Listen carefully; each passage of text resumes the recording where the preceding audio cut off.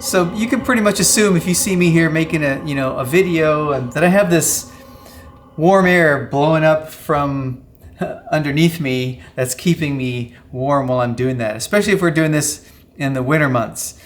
Well, for the past few winters, I've been using one of these cheap diesel heaters to heat my workshop here. Now this is a pretty large space, about 500 square feet. It was a bit of trial and error the first couple of years. I was able to get by, but it just wasn't working the way that I had hoped. I think I finally got it to where it's keeping this place really nice and warm and comfortable in here while I'm working and it's cold outside.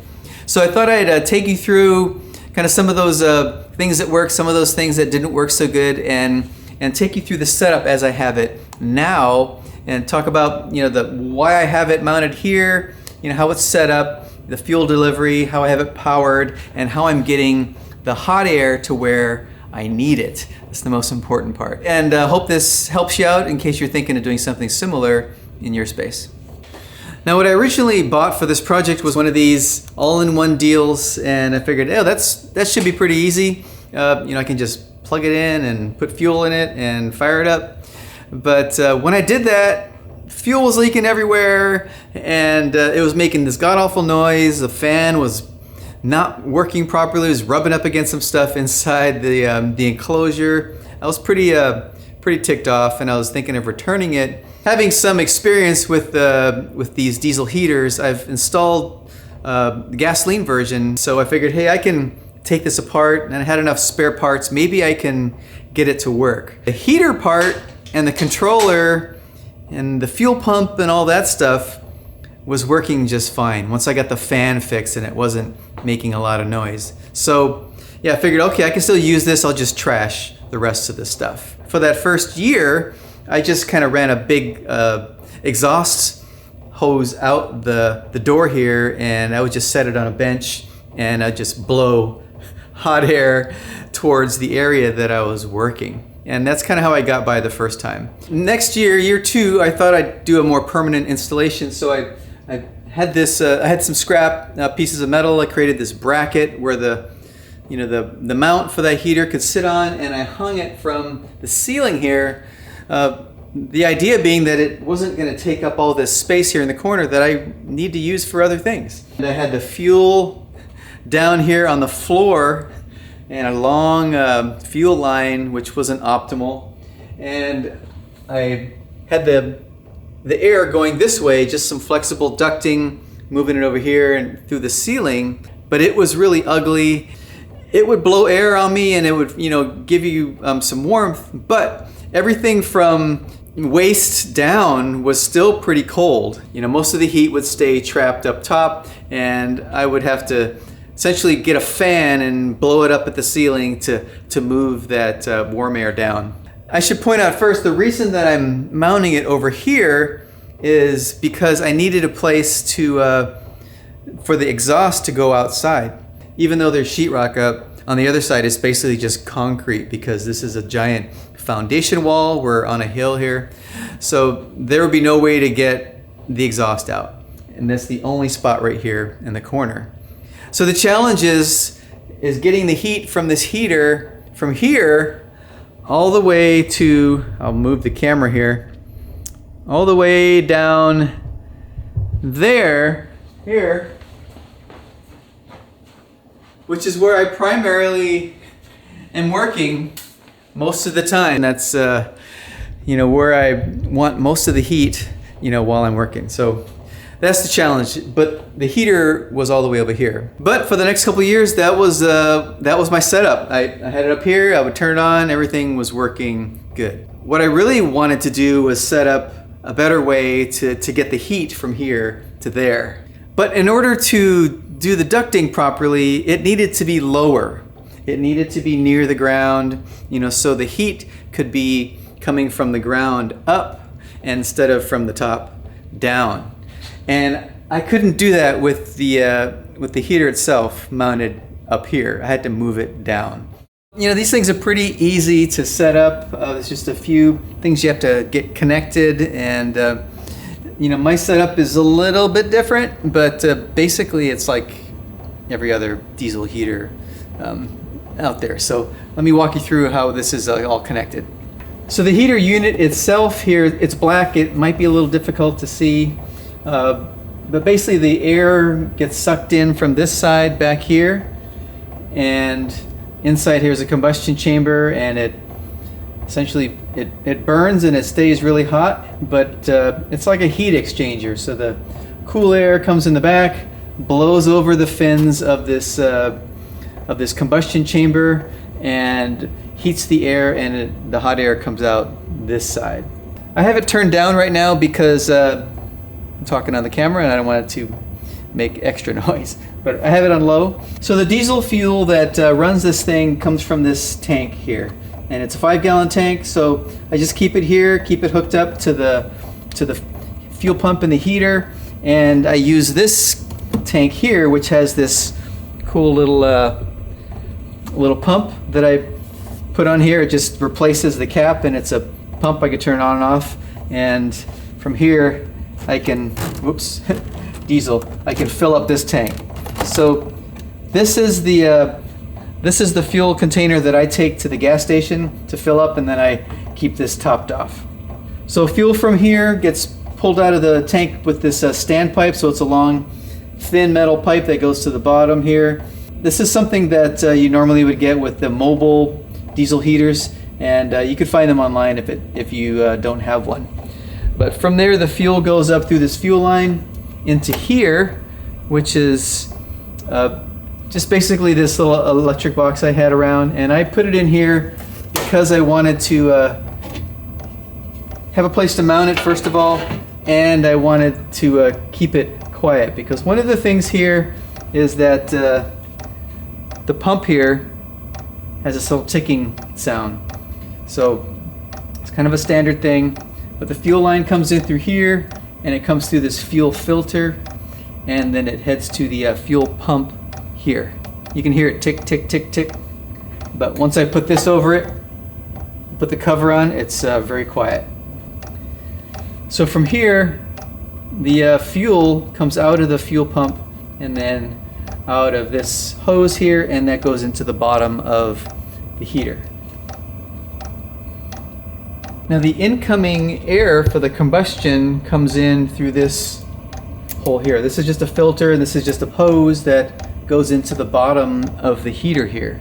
And then there's an exhaust line that comes out from the bottom here also, and it's a very short pipe that heads from here to the outside. So I have the exhaust kind of venting directly outside the wall, and I use one of these I guess it's like this bulkhead kind of fitting that you can hook your exhaust hose to, and it's something you might put through a bulkhead of a boat, but it works really well. And I have it wrapped right now in some kind of like heat wrap, just so I can get all the hot air out, and I'm thinking it helps keep the heater itself running a little bit more efficiently. One thing I do want to do though is take this intake and run it up and out of here.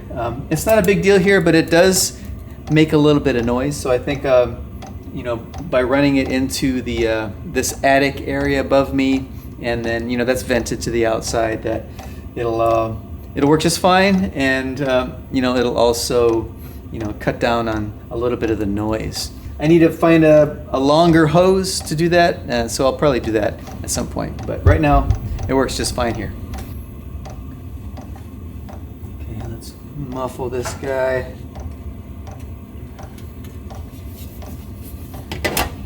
Put this back like that. See that little tick, tick, tick? Almost went away. It's got a little magnet here at the top to hold it in place. The heater does need a 12-volt power source to run, and obviously I don't have 12-volt power available down here, so I had to improvise, and it's just a positive and negative wire here that you connect to 12 volts. That's how you would normally wire it up to a vehicle or something like that. But I've essentially just hooked that up to one of those cigarette lighter DC plug things you can just plug into like a power station or something like that. You could also use one of these inexpensive power supplies that you can get on Amazon. I'll put a link to it if you're interested in getting one of those. But yeah, that'll produce 12 volt power also, and you don't really need a lot of it. But what I ended up doing eventually was just using this spare battery that I had and hooking it up that way. And it seems to be working really, really well, and I rarely need to even recharge this thing. Now, coming out of the battery, we've got our positive and negative, and it goes into this fuse block, and this we have a negative bus side, and then this side where the fuses are, it's, let me take this off, it's the positive side. And yeah, so I have 4 circuits here, I only have 3 of them currently connected, and we've got a negative bus here, so I got the negative for the heater on that side, and then the positive hooked up to one of these fused terminals. And that works just fine. The other ones I have basically just for a little light, and I had some extra blue LEDs, so I hooked up this little cigarette lighter socket here that I can plug stuff into if I needed it. Since it's really dark in this corner, so having some light here was something that I wanted. But everything's run off of this battery. Now when the battery gets low, I just bring it over to my battery charger here, plug it in, and get it charged back up, and then we're back in business. See, it's current's rising, it's heating up the glow plug right now. The fan hasn't started yet, but yeah, you can see it putting power into the glow plug. Usually gets up to, I'm going to say about 6 amps. Let's see how far it gets. I haven't measured it in a while. All right, so it looks like about 7.5 amps is going to be where the max is going to be for this heater. So the initial phase of heating up the glow plug is going to consume the most power, then it'll drop. All right, now the initial warm up is all done. It's settled down to where I have it set, and it's only drawing about 1 amp right now. So yeah, it doesn't use that much power. It's basically just turning the fan and running the fuel pump. Pretty efficient. Now in order to get the hot air from the heater here all the way to the other end where I really needed it, I wanted to install some legit ducting here. So the best thing that I could get to fit was this 3-inch ducting. You can just pick it up at Home Depot, and I got a bunch of these flexible, adjustable elbow things, and I was able to get it to fit on the end of the outlet for the heater here. And yeah, it was pretty snug. I was able to get it on there, and I put another clamp on there to keep it secure. I think these are like 4-foot sections. They come flat, and you have to kind of fold them over and clamp them together. So yeah, I got a few of those and some of those connectors, and basically was able to move the air down here, and then from there kind of keep it at about a foot off the ground, and with a nice little spacer that keeps the duct away from the wall, about 2.5, 3 inches, and just run it all the way down this wall of the shop, and eventually comes out the other end. Now about 2/3 of the way down here, I installed a T, and the reason I did that is because I had these 4-inch little registers that I could rotate, I could close it, and direct the heat wherever I wanted to. But I had to be able to transition from this 3-inch to this 4-inch T. I think if I would have ordered online, I could find a 3-inch T, but I just didn't have it available at the time. This is all I could find at Home Depot. But yeah, so all the way down here, this is about 15 feet or so, and goes into this this T, and then from there I transition to a flexible hose, which I run all the way underneath my workbench here, and it comes out on the ground on the other side. Let me show you. So here's the end of the line here. It's just this flexible hose, and I have another one of those little registers here that I can close. I can rotate, point it to wherever I am over here, and typically I just leave it open like that, and it just heats up this whole space just fine. And I usually keep the other one open in the middle there just partially as well, and it just kind of evens out the heat, just kind of blows it up that way, and disperses it a little bit. And then there's plenty here. Even on low right now, there's plenty of heat coming out. It's surprising, you know, that it's pushing that air through that long piece of ducting quite well. Let's say I wanted to have some heat coming out, you know, in the middle. I could just install one of those little T's in there and another one of these registers, and you know, have a source of heat anywhere along there. Plus the duct itself is oh, here's one here. So it warms up as well. So when it's got hot air going through there, this warms up. So this emits heat, you know, radiates heat as well. So it's another source of heat. But for the most part, the duct consists of these adjustable elbow things. You can kind of adjust it to any kind of angle, and a few of these